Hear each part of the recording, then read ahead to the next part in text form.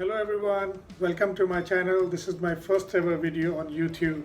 In this video, I'll try to explain how we can visit Serbia from India. I'm an Indian expat. I'm living and working in Hong Kong, and this whole idea of making a YouTube story started when I got stuck in India last year, 2019, during the COVID period in the lockdown. That time again, it was the same time in the month of April wherein I could not go back to Hong Kong as government put ban on all the scheduled flight from out of India. So it was very tough, but we somehow there was a group of people who were trying to find a way out how they can go, and then we found there is a way out. We can use the Malaysia route. From here we can go to KL, and then from KL we can go to Hong Kong. The good part during that time was you can directly just take the connecting flight, and there was no need for you to do any kind of a stayover or a layover in any third country, unlike this time. So last time also I thought why not just create a whole story of it and post on YouTube, so there'll be many people like me who are stranded in India, and they are looking for the way out, how they can go out of India. Because last year Malaysia had a lot of flights connecting to many countries from Malaysia. So the only issue was if you are in India, then you are kind of stuck because there was no direct international scheduled flight from here. So what they were running were all Vande Bharat mission flights to bring back the stranded Indians, and then you could use the same flights if you want to go abroad. So the same thing I did last year. I took the Vande Bharat mission flight from Delhi to Malaysia, and then from Malaysia I took my a normal scheduled flight, international flight from Malaysia to Hong Kong. So this was the story last year. It's already gone. Now in 2021, what happened? The same thing, the history kind of repeated for me. So I came in the month of March, and I wanted to go back. I was scheduled to go back in the month of somewhere April or around May time. But then again, the lockdown started in India, and the situation was getting worse, and there was no way out for me to go out of India. Then I started looking around what should be an easiest way, which country I should go to like last year, that I can use to exit, and I can go to Hong Kong. I can reach Hong Kong. My workplace being in Hong Kong, it was very important for me to, or it is very important for me to be in Hong Kong on time. Though my company is very flexible, they have offered me until the time you are there, you can work from there. So don't take any stress. If you are locked down, you're not able to come back, it's okay. You can still continue your job from wherever you are. that is the kind of work I have. So it offers me a flexibility of working from the location where I am. Having said that, still I wanted to, and I planned how I can go. So last year I started talking to a few of my friends who are stranded and who were stuck this year again in India, and they were also looking at the same route of how they can exit from India. So in all, what happened we found that we can go to Maldives. Maldives was offering visa on arrival for us, for Indian nationals. We can go and we can get visa on arrival. But for I don't know for the bad luck or for what, I planned this thing on 12th. 12th I was fully decisive. Okay, I'm going to take the Maldives route, and I knew which resort or island I have to book, and everything was as per the plan.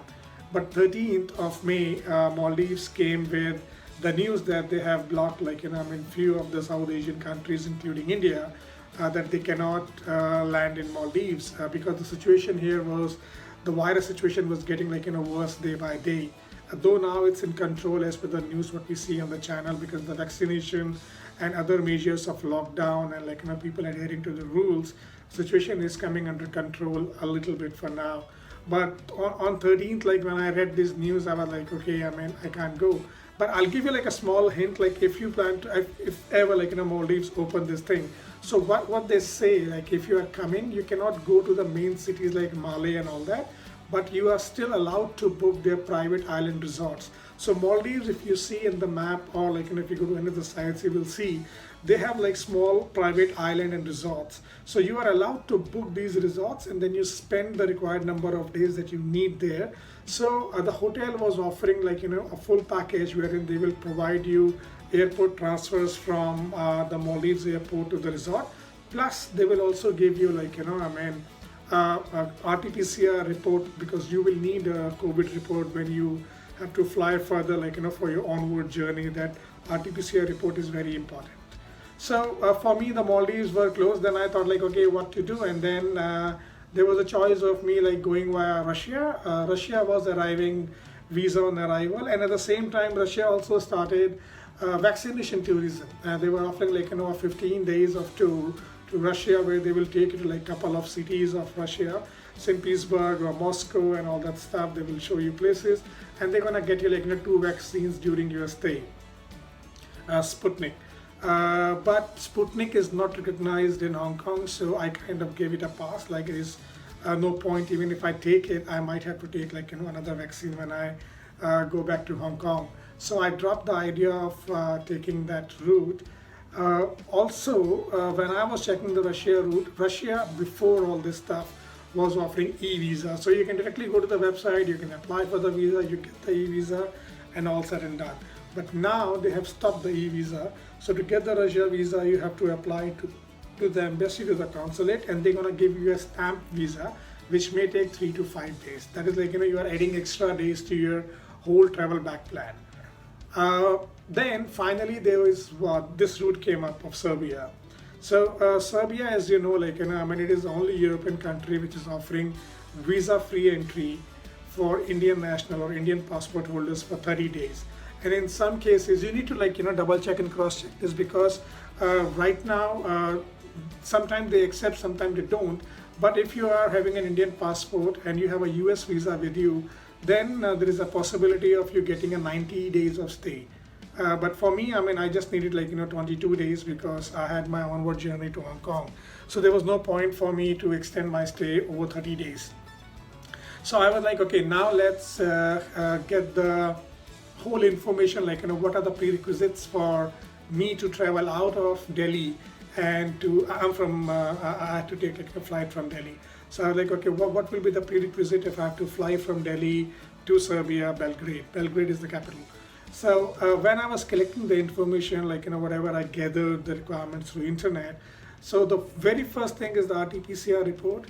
But the challenge here is like for the RT-PCR COVID report, Serbia is saying they will accept the report only which is 48 hours old. Now the journey itself from Delhi to Serbia is somewhere around 14 hours, like 12 hours if you're taking like a Qatar flight from Delhi, Doha to Belgrade, which is the shortest. And then they have like via Europe and then Istanbul and all that. With the flights are like they have longer duration. So I picked up the Doha route, which was the shortest flight from Delhi to Serbia on Qatar Airways. But then the challenge for me was like having the COVID report, which still is valid when I arrive in Serbia. So I called up like few of the labs in Gurgaon and the Delhi NCR area, but all the labs said like the minimum they will take is 48 hours, which they write on paper, and they may give the report within 24 hours. But then it's not like no guarantee. So if I don't have a report, even if I have all the bookings with me, it's of no use. I will have to cancel, I will lose my money if I do not have the COVID. So the only choice for me then was like, okay, I just go to Delhi airport. Gentrix is the lab which is providing like, your RT-PCR report and antigen test at the Delhi airport. So I booked my slot online, wherein you can pay online on the website. If I'm not wrong, it was 850 rupees for the test I paid. And then I arrived at the airport, and then you can get your test and everything done. So once this whole COVID thing was sorted for me, the second was making sure like you have a ticket from your air ticket from Delhi to Belgrade, and then if you have to come back, then you should have like a return ticket with you, or if you're flying further, you should have like onward journey ticket. In my case, I was flying ahead, like I was going to Hong Kong from Serbia, So I had booked my this Serbia to Belgrade to Hong Kong ticket. At that time, you also have to make sure, like, whichever country you are flying from Serbia, you should have a valid travel document to arrive in that country. It could be the local ID, or it could be a visa-free country or a visa-on-arrival country. So you have to make sure, like, this thing is with you, or you have taken a printout of all this detailed information from the consulate website. So for me, this was done. I mean, I was having Hong Kong ID, which I could use to, for my further journey. Another thing that you need is your hotel confirmation. You should have, like, all of your hotel bookings with you for the number of days you are staying there.